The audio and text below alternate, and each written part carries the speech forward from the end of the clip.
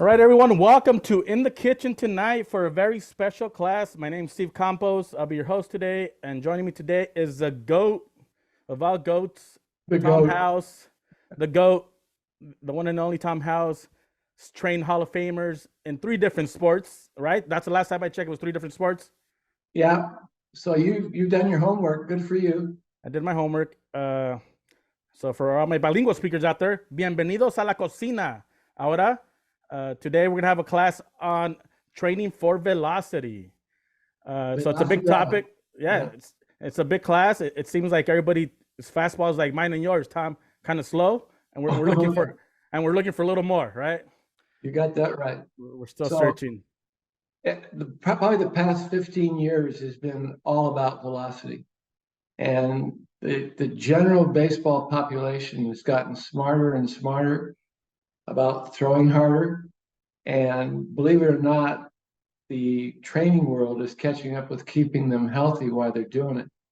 But there's a lot of good research going on about improving arm speed.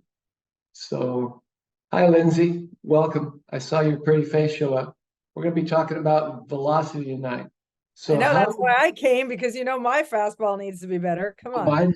Well, the three of us together don't equal Yeah. the velocities that I saw today when we were working out. I had a couple of kids throwing 98 to 100 a day, so it's pretty cool. That's awesome. Perfect. So we're just gonna go down. Just a reminder, everybody, if you have questions, please drop them in the chat. Drop them in the Q&A. Let me open up the chat really quick here. It seems like it's not open. It should be open right now. So Tom, where does velocity come from? Can you tell us? Give us a summary here. Where does velocity come from? We used to think you were born with velocity, that fast twitch and slow twitch fibers were inherited, and you're never going to throw harder than your quote gene pool. But just in the last 3 or 4 years, we've learned that you can actually remyelinate. We can teach the myelin in your nerves to zero in on faster and train accordingly. And what that means is, with the research that's been coming in, if you train heavy and light in the proper ratios and you maintain functional strength and you don't get into a deficit in the weight room or by throwing too many pitches, you can increase your velocity significantly. I'm not talking 1 or 2 miles an hour. I'm talking 5 to 8 miles an hour. Perfect. So can you tell us a little bit how velocity is generated? Is it timing, hip and shoulder separation? I heard it all before. Yes. You're setting me up really good here. The velocity is generated when you weight transfer. And if you weigh 200 pounds and you stride 6 feet down the mound, you're going to land into foot strike with about 1,200 foot-pounds of energy. So you weight transfer and you energy translate. Pounds become foot-pounds, and it's how many foot-pounds you can get through your body all the way out from feet to fingertips into the baseball. And you're either creating velocity or spin rate. And both those things are what gets you to the big leagues and can keep you there. So I think I heard you say before, 80% of your velocity comes from hip and shoulder separation, which is torque retention in the Mustard app, and the other 20 come from second track. Is that correct? That's correct. Now, Lindsay and I have been going back and forth with information, instruction, and explanation to go with that. There's 2 types of torque. Let me take a step back. I'm going to define from a physics standpoint what pitching actually is. It's angular velocity and linear velocity working cotangently to enable an athlete to impart maximum force or spin on the ball over the shortest distance between release point and home plate. And what that means, there's 2 ways that the body generates torque, which is stored energy. And you mentioned both of them. The first is hip and shoulder separation. 80% of velocity is generated by the disassociation of front hip and back shoulder.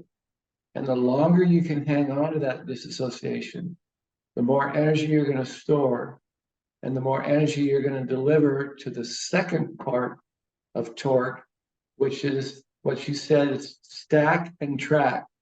When your low back goes into hyperextension, and just before your arm that is laid back in external rotation, just before it pops straight, the low back hyperextends. It goes from flexion to extension, or pardon me, yeah, extension to flexion, and that delivers in a linear direction the stored energy from ground force production. You combine the two, nobody is perfect. Nobody gets 100% of energy translation from feet to fingertips.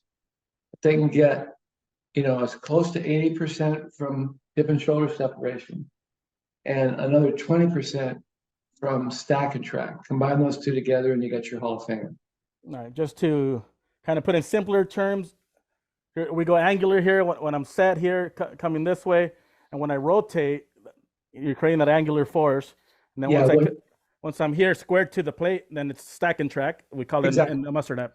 Yeah, correct. In your very smart way, you explained it very simply. That's called Occam's razor, by the way. Yeah, gave a simple explanation. That's the only way I understand it, Tom. I don't understand your other explanations. Muy inteligente, amigo. Muy inteligente. Yeah. And then so what I want to store that torque. I want to keep my back shoulder as far back as possible until after foot strike. Correct? You're exactly right. And think about it as a rubber band. You want to twist a rubber band and hold that twist as long as you possibly can before you release it so it spins. And then all that energy gets translated from low back into shoulders as your shoulders square up and deliver your arm coming forward. So that combination, those two things, are what allow you to throw hard, just pure velocity. Now, can I do a couple sidebars real quick here? There's two other types of velocity. So that as easy as I can make this, there's altogether three types of velocity. There's real velocity, which is the radar gun. There's perceived velocity, that literally how close can you release the ball to home plate, where 1 foot of distance to the hitter's eyes is 3 perceived miles an hour. So an athlete that literally, say he sits 90 miles an hour, but he gets a foot closer than anybody else on his team, and he weighs 200 pounds, his 90 miles an hour is really 93 miles an hour because he's getting a foot closer, and the hitter has less time to see, read, and commit to the pitch. And then the third type of velocity is when previous pitch, speed, and location have a spread that disrupts the hitter's timing. There's real velocity, perceived velocity, and whatever you want to call it, it's tunnel or spread. And then a fastball down and away and a fastball up and in on the gun both look 90 miles an hour. But to the hitter's eyes, down and away is 84 and up and in is 90. I start off with, is 96. And if there's more than a 12 mile an hour spread between the previous pitch, location, and speed, and this pitch, speed, and location, then you have what they call effective velocity. And that's how guys who are able to change speeds make their fastball more effective, or the speed between their changeup and their fastball, and their changeup, or pardon me, their curveball and their fastball. So combine them all, and the way you get hitters out is with location, speed, and movement. Linda, you got a question? I want to ask a question that's kind of related to the one in the chat, because I sort of know the answer. But so, Tom, someone's asking how Tim Lincecum, who we all knew was 165 pounds, soaking wet with rocks in his pockets, generated so much force. So can you talk a little bit about how stride and how quickly you get into foot strike influence your... Yes, and I don't know if you remember, but his nickname was the Freak. And he was, like you said, wet with rocks in his pocket. He was lucky if he weighed 150 pounds. He was able, his arm speed could generate 95 to 97, 98. I don't think he ever threw harder than 100, but what made him a freak at barely 5'10", had an 8-foot stride. So at 5'10" with an 8-foot stride, he was releasing the ball as close to home plate as Randy Johnson. That's what made him the freak. So he had real velocity, enough, 95 plus. He had late movement. He was able to locate 3 pitches, and he was really close to home plate. So even though he was skinny and short, he got out as far as guys that were 6'5", 6'8", 6'9", and that's what made him so effective. Now, he did pay a price. I use this all the time, and thanks for setting me up with this, Lindsay. CC Sabathia, who weighed on the other side of 300 pounds, and Tim Lincecum both threw 95 plus. And CC didn't have to stride as far or as fast because he had a greater mass. And who was the most durable? Obviously, the bigger you are and the stronger you are, the less price you pay to throw hard. So there's been a number of hard throwing skinny guys in the history of baseball, but they never last as long as the Roger Cumminses or the Nolan Ryans, or these pitchers that are just large human beings. And baseball has gone from the average Hall of Famer is 6'1.5" inch, Hall of Fame pitcher. And now the baseball world is looking for 6'5" plus pitchers anywhere they can find them. Did that make sense? Did that answer your question? So It Tim, does. go ahead. I was like, can you just explain a little bit Yeah. to Josh here in the chat? Does Yeah. weight relate to velocity? How moving your mass down the mound farther and faster changes the amount of foot-pounds you have to transfer up the chain? Yeah, no, you just said it perfectly. Remember when we first started the conversation with Steve earlier on? Yeah. You weight transfer, you transfer weight and you translate energy. Force equals mass times acceleration. And just plug in the numbers. A guy that is heavier, let's say everybody could stride 6 feet in 1 second. The guy that's heavier, striding 6 feet in 1 second, will generate more energy into the baseball, foot-pounds of energy, than the guy that's my size, striding 6 feet. Does that make sense? Yeah. And So as long as you're directing your energy to the plate, right? If body parts, head, glove starts going somewhere else, you're leaking foot-pounds of energy that could be going to the ball, correct? Boy, are you muy inteligente, amigo. That's exactly what baseball's starting to look at. Not just that you can throw hard. There was a guy, it's a legend. I doubt very, very much whether anybody on this Zoom will remember the name Steve Delkowski. And if you just Google that name, Steve Delkowski, he's supposed to be the hardest thrower in the history of. And he was only 5'11" and weighed about 190 pounds. But his arm was off the charts with velocity. So, it is possible to throw hard no matter what your size is, but the price you pay to do that deals with what you just brought up. If your head is moving inappropriately, if your front side is spinning out, if your back foot comes off the ground too soon, if you're changing your posture, then you're taking energy away from where the fastball and the velocity should be going. So we call that vector management. Think about it this way. You have to have mechanical efficiency. You have to have functional strength. And functional strength means your accelerators and your decelerators have to be balanced. And then you have to manage the energy with literally beams of energy and light that are the right direction. You don't want stuff going this way when it should go directly to the target. Yeah, and this is all for everybody listening. This is everything you can find in the Mustard app. You can find your balance. You can swivel and stabilize, which is your glove, and it'll tell you how efficient you're being on your delivery. Yeah, that report, the Mustard report card, is probably the best thing that I've seen in the last 50 years for just the average parent or average coach that has a cell phone and wants a report card on how efficient their athlete is throwing a baseball. Tom, you coach some of the top athletes of all time, some of the best fastballs of all time, right? Nolan Ryan was one of them. How efficient was he with his delivery? Well, of all the hard throwers, the most efficient pitcher we have in the computer, and with Mustard included, we probably have 6,000 pitchers that are analyzed. Most efficient pitcher that we have in the computer is Greg Maddux.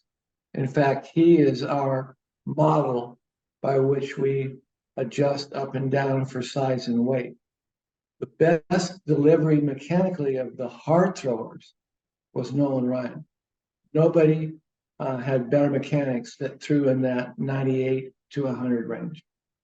The big Cuban reliever, the left-hander, Chapman? Chapman is right behind him. But the two of those, for their arm speed, the velocity of the ball, and their mechanics, are probably as good as anything we have in the computer. And Maddox is still only 97% and Ryan 96%. So they're not perfect. Yeah, good for you. Yeah, we can't find the closest we've come to 100% delivery, believe it or not, is a knuckleballer named Charlie Huff. But Charlie Huff, I think he pitched 28 years in the big leagues. His stride was about 4.5 feet. And if you watch somebody throw a knuckleball, they just push it up there. He actually, I don't know if people are aware of this, but he actually worked on his mechanics in tennis shoes on the mound because he didn't want to stride too far. He didn't want too much energy going through his body. He made his money by making the ball move, not throwing it hard. So that's both ends of the spectrum. Yeah. And you also see pitchers that throw really hard, even at the youth level, that had bad mechanics. So people would ask themselves, I see bad mechanics and they're still throwing hard. How does that work? You can throw with bad mechanics. It's a bell curve. I don't mean to be getting too technical there, but we train right to the middle. The best we have is the top of the pyramid is Greg Maddux. There's guys that were bigger, faster, and stronger. There's guys that were slower and whatever. You can pitch in the big leagues with marginal mechanics. You can make a living, but you're never going to be healthy and you're never going to throw as many strikes as you should. Conversely, you can have perfect mechanics and not throw hard. I like to use myself for an example. The hardest, I don't want to put a date on myself, but I got to the big leagues before they even had radar guns. So by the time they could tell me how fast I was throwing, I had a catcher, Paul Casanova, in Atlanta that threw the ball back to me harder than I did when I threw my best fastball to him, which the fans had a good time with. They're saying, "Hey, House, put Casanova out there. You don't throw hard enough." But you can get people out in the big leagues by, again, changing speeds, changing location, and making the ball move. Perfect. You have any? We have some questions here in the chat.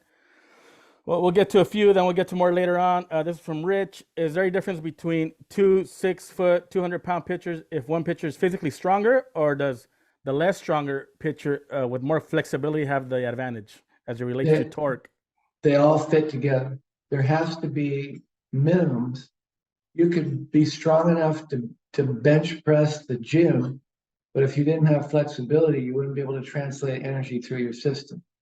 Conversely, there's like one of the issues we have with teenagers who literally have arm speed at the expense of arm strength.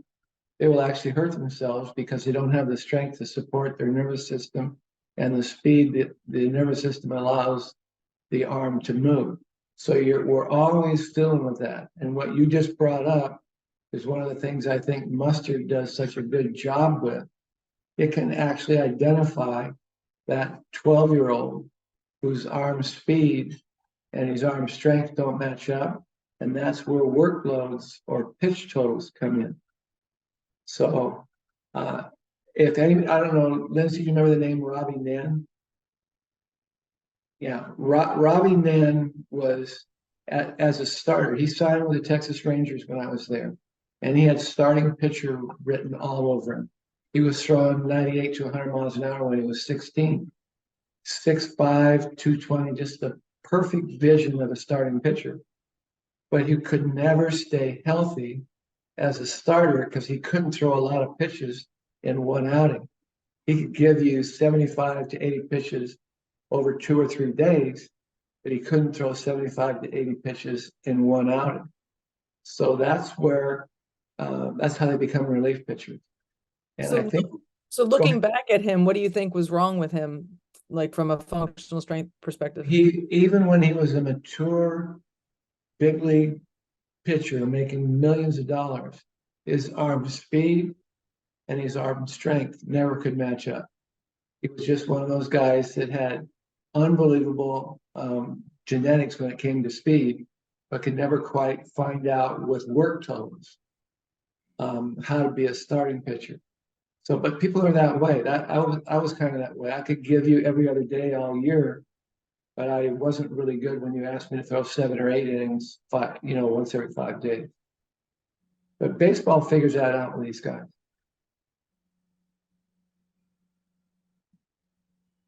We got more follow-up questions here.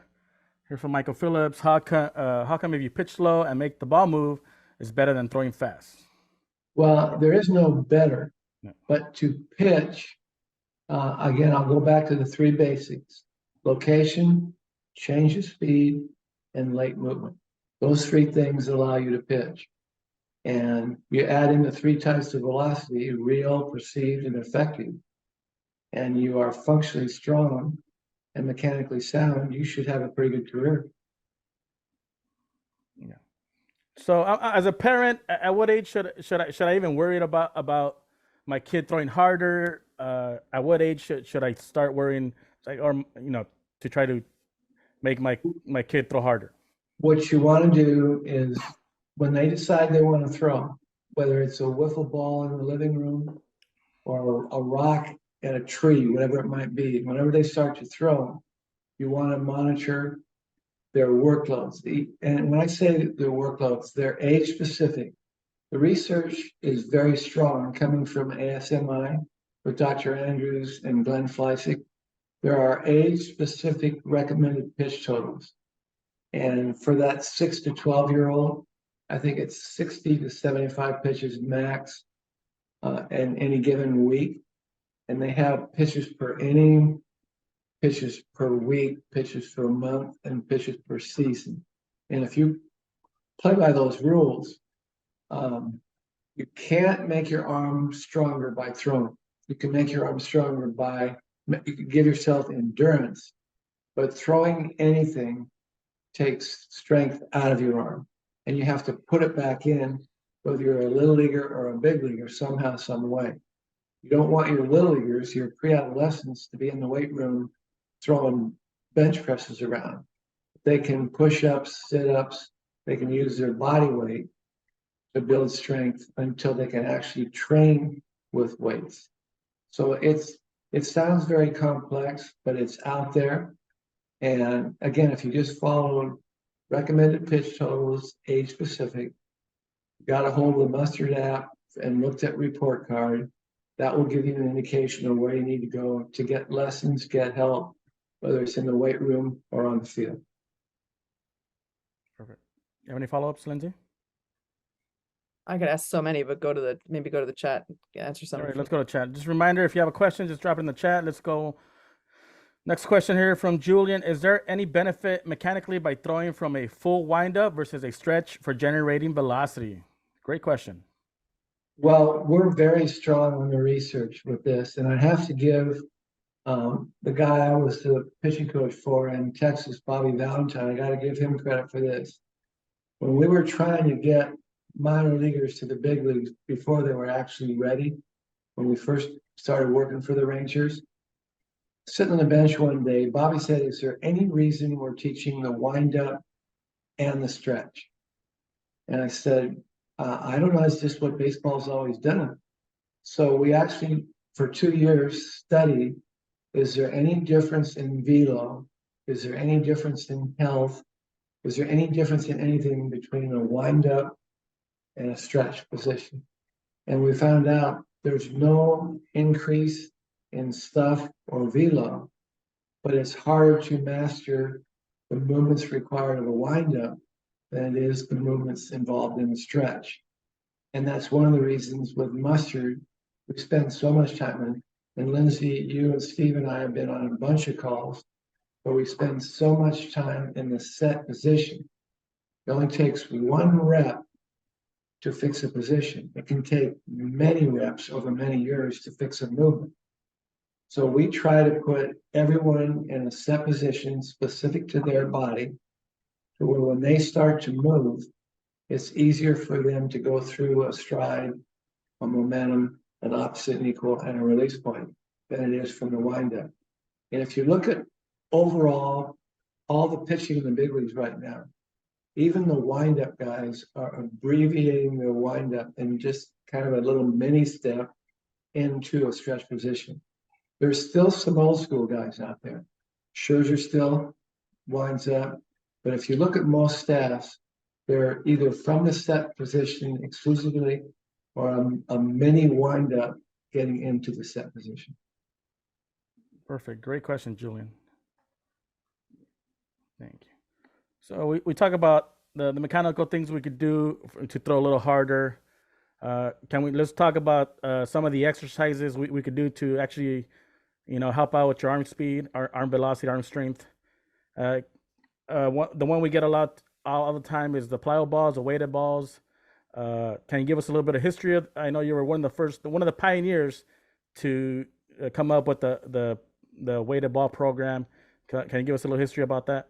Yeah, I got really lucky with that. There's a guy he's retired now, but I played against him in high school, and he went to became a professor and a pitching coach at University of Hawaii. His name was Coop Duran, and he was very intrigued with a javelin coach in Czechoslovakia that was getting his javelin throwers to have increased distance by throwing 20% lighter javelins and 20% heavier javelins. So Coop called me one day and says, what do you think about, do you think we could try this with a baseball? Do you think we could trick the arm into moving faster by going heavy and light? And we stumbled into the number, 20% heavier and 20% lighter with a baseball. So you have your real baseball that weighs 5 ounces, and your heavier baseball, 20% heavier, would be 6 ounces, and your lighter baseball would be 4 ounces. And in combinations, throw in those various weights, you trick your body into moving faster with the light, and you build some strength with the heavy. And that combination combined, if you're taking care of your legs and your core, will help you throw harder, easier with your arm. Now, I said something important there. You're only, and again, for Lindsay, I apologize right now for getting verbal, too many words here, but you're only as strong as your weakest link. And your legs have to be as strong moving you forward as they do moving you backwards. Your torso has to be as strong accelerating as it does decelerating. And your arm does the same thing. It has to be as strong accelerating as it does decelerating. So the research is very strong, and most programs do a pretty good job. So remember, velocity is a function of your total body being able to accelerate and decelerate efficiently from feet to fingertips. Perfect. So I know your program, Tom, does the weighted ball holds, and some programs don't, to train the decelerator muscles, right? Right. So if you hang on to the ball, let me take a step back. Anytime something leaves your hand, anytime you throw anything, whatever the implement is, you're taking energy out, no matter what you're throwing. Anytime you hang on to something with a throwing motion, you're putting energy back in. So I think that the NPA, in combination with Mustard, is the only research group that talks about holds as much as we do. So whatever you accelerate, you have to decelerate. 3 muscle groups accelerate the arm, two muscle groups decelerate. So in our holds, we're always holding whatever the implement weight is. We're holding that 1/3 more than the accelerators, and that balances out the athlete's ability to accelerate and decelerate his arm. And then the nervous system decides how fast it's going to be. Can I ask this one from the chat, Steve? Because I don't think Yeah, I go ahead. answer it. The question is, how does throwing wiffle balls help or hurt kids regarding velocity? And I'm thinking the wiffle ball, and then the wiffle ball wrapped in duct tape and filled with sand from my childhood. Is this beneficial? Is it harmful? Is it just fun? It's actually, it's a must. Watching a peewee with a wiffle ball and a plastic bat can give you an indication of what he's capable of doing down the line. Now, I've got something for the both of you. Why can a big leaguer not throw a wiffle ball without irritation? Do you know what happens to long-term throwers? Their glenoidal humeral head starts to impede internal rotation. So you brought this up, and we're right in the middle of the studies right now that we're actually putting wiffle ball weighted implements in our big league pitchers' arms and getting them to have the same internal rotation as fast as they can as our little leaguers do. Watch a peewee playing wiffle ball in the yard. He is cutting it loose. He's throwing that wiffle ball as hard as he can. You ask a big leaguer to do that, he can't do it. But what would happen if a big leaguer had the same range of motion and the same external and internal capacity in their arm? What might happen with velocities? That's what we're researching right now. So with just doing the towel drill, it'd be kind of the same effect, the little 2-ounce towel drill. Yeah, but you're hanging on to it. No, you're hanging on to it. Yeah, the towel is very misunderstood, and I don't blame them. But the towel can be, if you do the towel only, it's for speed. If you put a 3, 4, or 5-ounce ball inside the towel and go through the throwing motion, it's for strength. And if you try to hit either one of those on a target, it's for skill. So the towel can be speed, strength, or skill. It's up to you, but it does work. Yeah. And something we talked about, I just thought about it with the wiffle ball. Our little leaguers start playing baseball with the 5-ounce ball right off the bat, the same weight as a big leaguer, right? Yes. It's so it's good to just throw something lighter all the time. Yeah, throw anything. You know, your body starts to adapt to accommodate. If you only throw one weighted ball, that's where you're going to put a ceiling on what you can do with that one weighted ball. So I can't, wave a magic wand and make everybody throw wiffle balls till they get to the big leagues, but I wouldn't be shy about recommending it. Perfect. There's an interesting question here, and I think we've talked about this before, but I'm not sure. So now I'm curious. Josh asks, when he throws a slightly heavier weighted ball, his velocity is higher than when he throws a regular baseball. Why is that? Well, he's neurologically, his thresholds can't recognize the difference between a 6.5 and 4-ounce.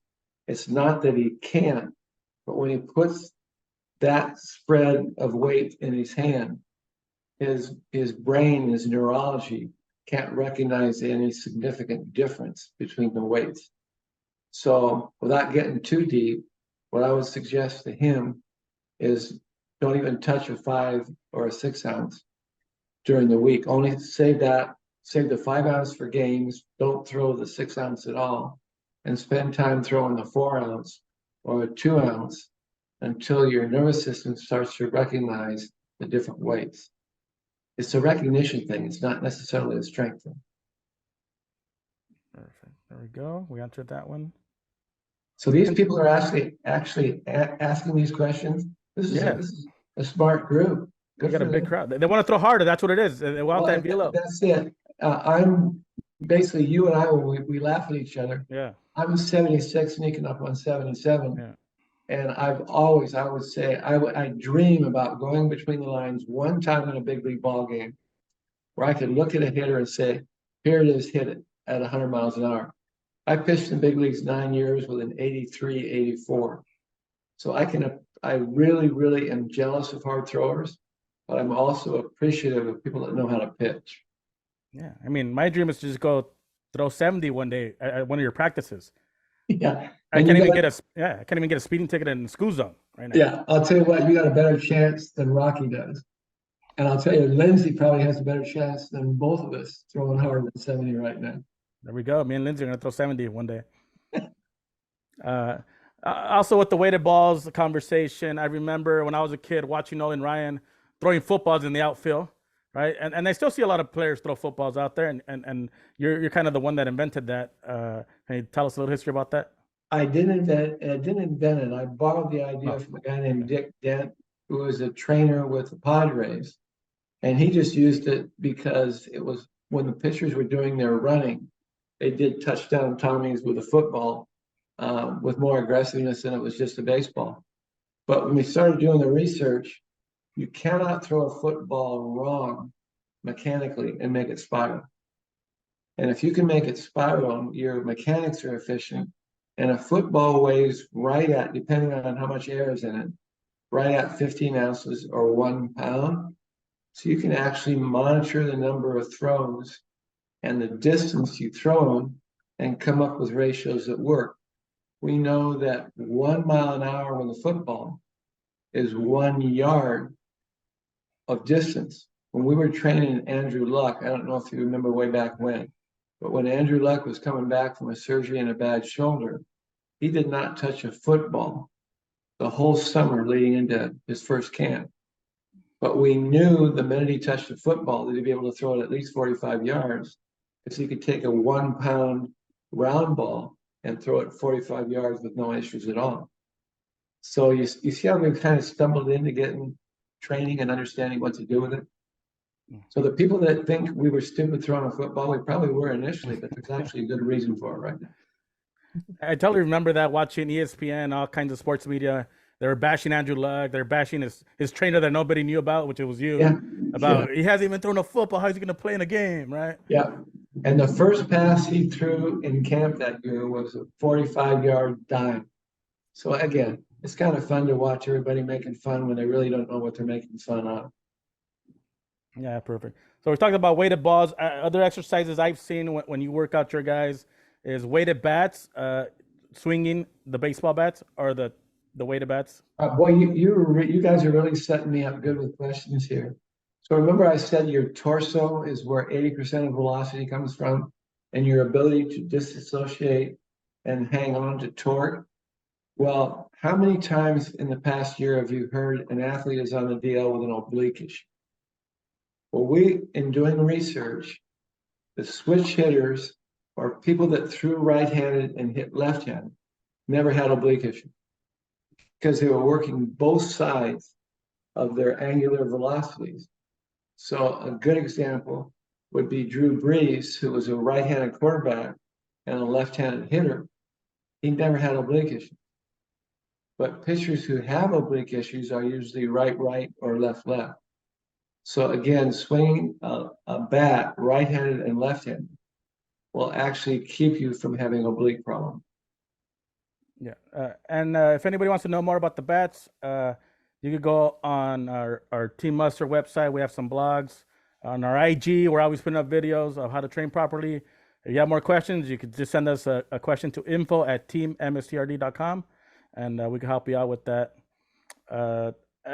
What you mentioned football and Drew Brees. I did have a question here from Discord. Let me bring it up about football. Let's see. Is there any difference between pitchers and quarterbacks when talking about velocity training? No, it's about the same, but the base that a quarterback uses to go 20% heavier and 20% lighter starts with his implement of competition, which is a 15-ounce football. So for him to over and underload, it would have to be what's 20% of 15? It would have to be is that 30 ounce? Whatever that math is. But it's the same relative change in weights. And 20% heavier and 20% lighter. I know a junior Pop Warner football weighs 12 ounces. And when Drew Brees was still playing, in the off season, he threw the 12-ounce football more than he threw the 15-ounce football. That Pop Warner football is the greatest thing ever to bring to the beach. It's Isn't awesome. it fun? Oh yeah. You actually think you can be an NFL quarterback. Yeah, I'm good. So the quarterbacks did the same thing with the bats, the same training. Yes, and they did it with tennis racket. Drew was, people don't, maybe they do, maybe they don't, but Drew Brees was actually a world-class tennis player.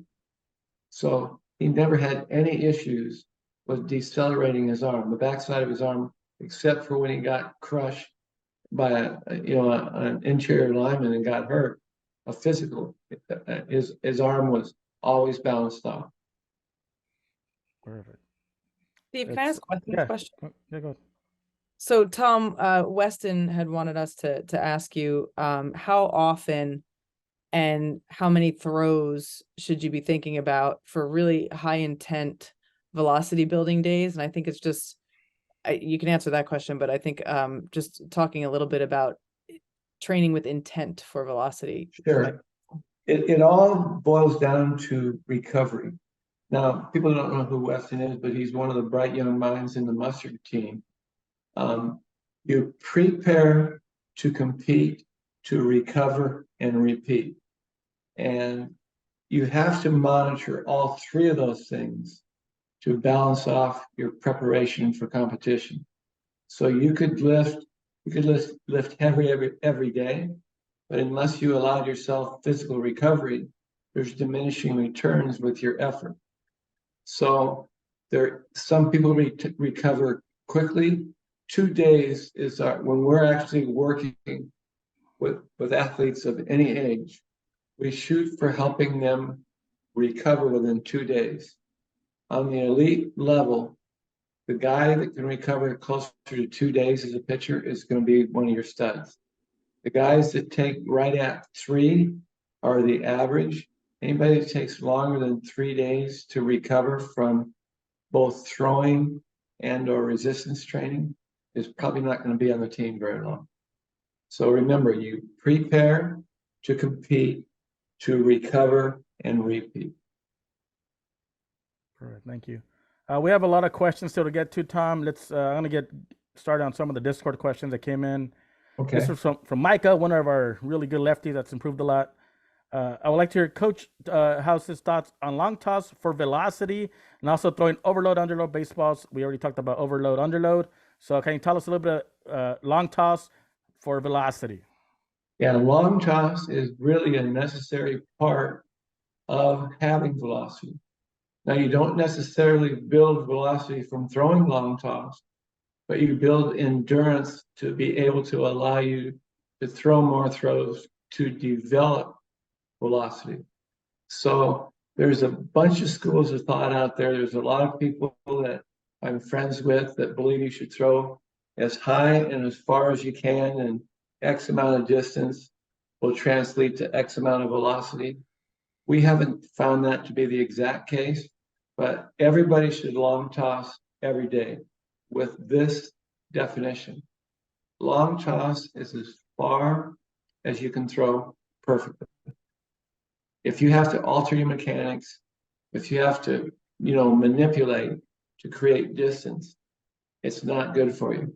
So you want a GFF with your eyes level, a firm front side, and drag your back foot and throw as far as you can perfectly.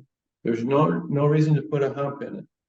People don't realize the longest throw you'll ever have to make on a baseball field is deep outfield to your cutoff man.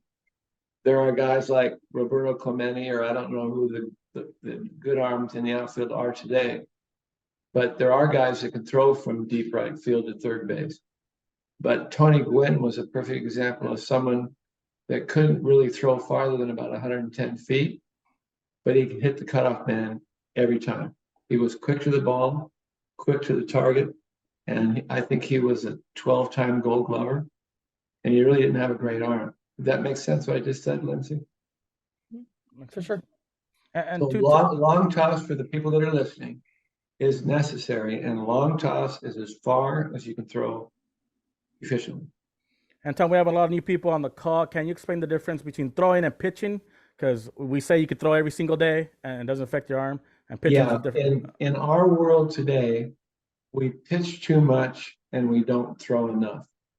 If you are truly passionate about playing baseball and you see yourself trying to do it through high school and maybe even college, you should never go any length of time without throwing, but you still need to active rest from the mound. The only unnatural thing about pitching is actually the slope of the mound. So the doctors are correct when they say you've got to give yourself a break from pitching, but not from throwing. You don't have to throw a baseball year round, but you have to throw something year round.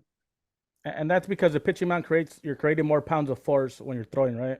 Yeah, and that allows you to throw harder, but it doesn't account for the fact you've got to slow your arm down when you do that.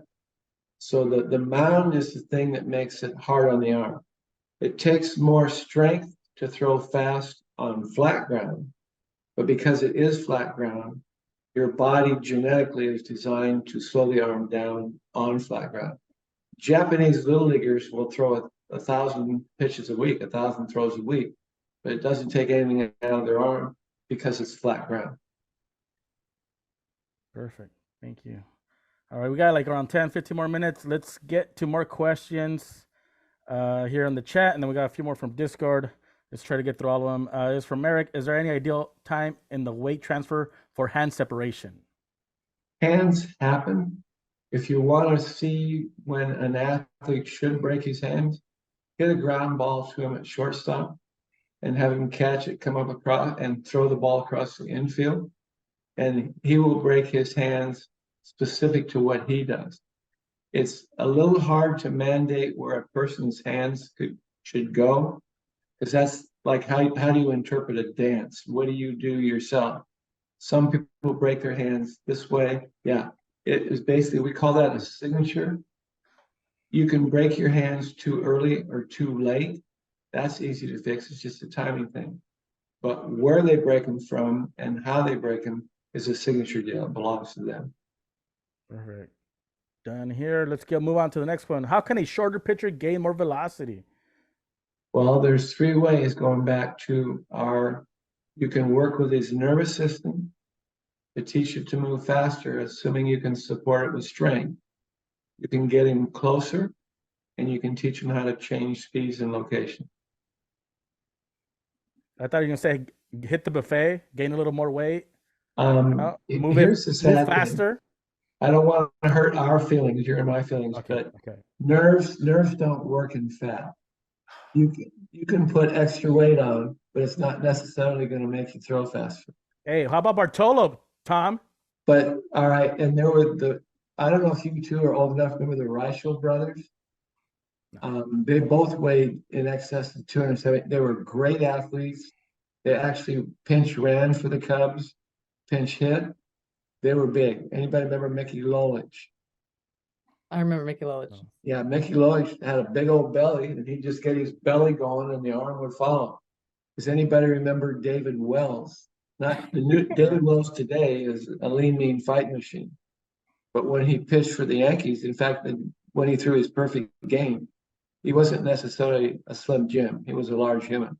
So you can pitch heavy, but more often than not, having a weight that is relative to your size is more efficient. Perfect. No buffet for me, Tom. I got to lean out. Well, you can go to the buffet. You just don't eat the same thing the same way, and you have to. I have trouble with portion management. In my life, desserts and portion management are my downfall. I just look at a taco and burrito and I gain 5 pounds. I can walk by a piece of apple pie and gain 5. All right, next question. Thoughts on the use of weighted balls, specifically for youth 10 to 14 to increase velocity. Best thing for arm recovery day after pitching, running poles, still recommended. Question. Okay, 2 or 3 questions in there. 2 questions, yeah. If you're a pre-adolescent, there's no reason for you to work heavier than 5 ounces. Because testosterone, you have to have testosterone to actually have weighted balls, develop like it's supposed to. So when testosterone hits, then you can start paying more attention to weighted implements. Until that time, push-ups, sit-ups, just using your own body weight to build strength is all you need to do. You can go lighter. You can have, a 7-year-old throwing a wiffle ball, and that's going to actually help his nervous system. But even though he could go in the weight room and bench press 100 pounds, that's not good for him. It's not going to do him any good. So you don't lift heavy than your implement of skill until testosterone has showed up. Perfect. Great answer, Tom. And with that, I seen another one in the chat. As kids grow, is it normal for them to have dips in velocity, which we see a lot? Oh, yeah. And I don't want to get too technical, but for when they hit those growth spurts or weight gains, for every 1 inch of growth in a given month, it pushes you back 2 months in your development. So that kid that 6 months ago was 5'8" and weighed 130 pounds, all of a sudden he's 6'2" and weighs 190. You multiply it, and also a 5-pound gain pushes you back 2 months. So a kid that grows 4 inches and gains 20 pounds, he's a year younger than his chronological age. His biological age is a year. It's because when you multiply the ratios out, he's not really 14, he's really only 13. So be aware of that. Your chronological age and your biological age don't match up with growth spurts and weight gains. And that's why parents will say, God, you feel that, last week he caught that ground ball, no problem at all. Now he can't catch it or throw it. And it's usually that kid that's starting to grow or gain weight. I had that happen recently with my daughter for volleyball. Yeah, I felt like her serving velocity was kind of just down and her arm speed. Yeah. But she had a little growth spurt, and I could just tell like she just, it affected her. And what you need to do is explain that that's normal and have her stay with her skill drills, stay with her process, and the nervous system will catch up. She's throwing wiffle balls right now outside. Good for her. Wouldn't hurt her to swing a light bat either. Oh yeah, we got it. We got her on there on the okay. Tom House program. Oh, okay. Okay, we got Mike on up next. Why is your lower half more important than your upper half? They're all important. You're only as strong as your weakest link. So if you look at the way someone is put together, usually it's guys with big legs and a big butt that scouts like the best, because that's going to deliver their upper body more efficiently than somebody that's skinny or whatever it might be. But no matter what your physiognomy looks like, you're only going to be as strong as you can. The only way you can be healthy and strong is to make sure your accelerators and your decelerators are balanced and that your movements are all efficient within the vectors that we were talking about earlier. Perfect. We still got a lot of questions, Tom. It's a lively audience today, so I'll tell you what, this might be the most questions I don't know who sets this up, but this is a pretty smart group tonight. However you did. It's fun. It's fun to get questions coming from all over. So, Lindsay, this is where we write our articles. Just listen. You put out a Discord message. Only smart people coming on this call. Only smart people, and only people that throw slow. Yeah, there we go. Yeah. So you're only as smart as your last sentence is what it boils down to. So next question here from Julian: for plyo programs like MPA, Velo plyo programs that do about 66 throws per session, 3 days a week. How many weeks should a youth player do this program? Can these programs be done in season or off season or both? Lastly, can the Velo bat program be done at the same time or should it be done separately? A lot of questions there. You can do all the above to tolerance. What happens with kids is when parents push them to do too much, or the kid doesn't feel like he's getting any better unless he does too much. Dr. Andrews called it out as it's common sense parenting and common sense playing. It basically, if you feel good doing it, it's okay. If it's hard work to do it, don't do as much. That was a Nolan Ryan philosophy. On days that he felt really, really good, he would work harder. On days that he didn't feel real good, he'd work less. But he never did nothing. That's a double negative. If anybody listening wants to write something down, never do nothing. For you to get better, you have to do something that's going to make you better every day. It's just to a level of tolerance that you can prepare, compete, and recover with. That's why I'm always in the kitchen, Tom, eating. Always That doing works. something. That's your passion. That's what you're good That's at. my passion. Yeah, just There do we it go. to tolerance. To tolerate. Next question here from Discord. It's a long question here. My biggest question would be: can younger pitchers, 11 to 12 range, realistically do in the off season gain arm strength and speed? Is it more mobility, agility, athlete type stuff that carries over, or baseball specific long toss and weighted ball kind of things?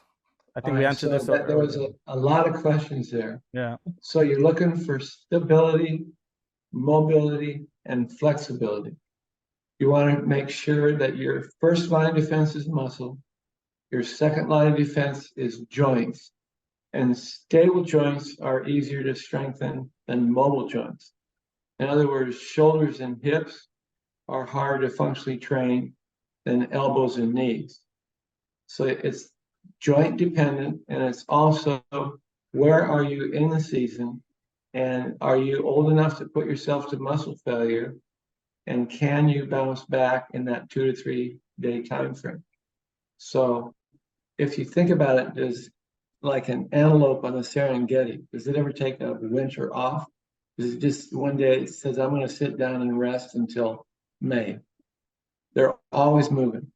So human beings on the athletic field or just human beings in everyday life, you never do nothing. You're always moving something, and your body will adapt to what you ask it to accommodate, get you through what you're competing at or working at. So to answer that person's question, it's Jim Andrews, use your head, have some common sense. You can overwork. Overworking is probably just as bad or worse than underworking. Use some common sense, do it to tolerance. And here's something we haven't said all night. If it's not fun, it's not worth doing.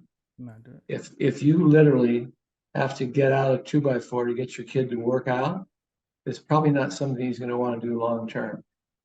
You'll find that athletes, male or female, start to enjoy working out as much as competing.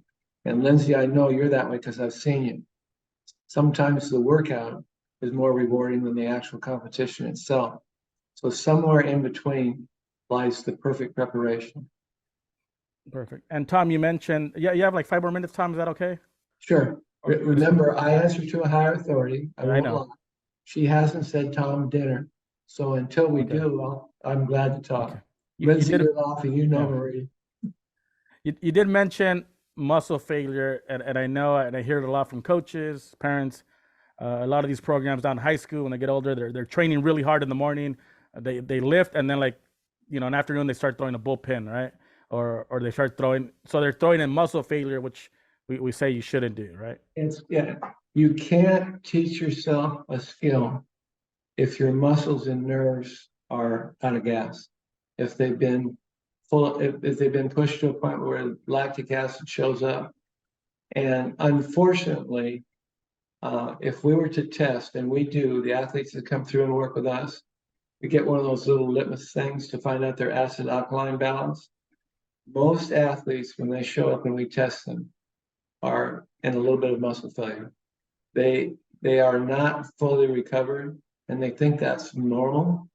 It is possible to fully recover in between outings. Sometimes, and if you're listening to this, write it down. Sometimes less is more.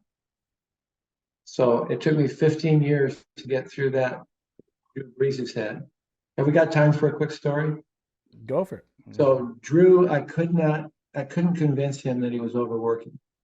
So one week he hurt himself on a Sunday, and the doctors would not let him throw a football the whole week. And it was a game time decision. The week after not throwing a football for a week was the best NFL game he ever had. I think he completed 35 passes. So once you've learned how to throw, your body knows how to throw. And you have to build a foundation strong enough to throw enough that you can compete with.